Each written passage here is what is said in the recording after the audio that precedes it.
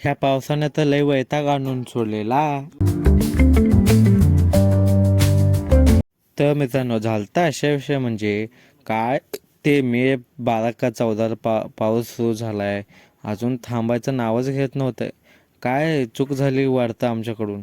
असा तापलाय ते. दररोज दररोज पाऊस, सकाळ संध्याकाळ दुपार 12 रात्री 12 वाजता दुपारी 12 वाजता पाऊसच पाऊस. त्यामुळे आमचा घरचा तर रस्ता असा झालता काय विचारू नका. त्यात चालू पण वाटत नाही. म्हणजे चालायला लागलं की ते चिखल उलट आमच्यावरच उडतं.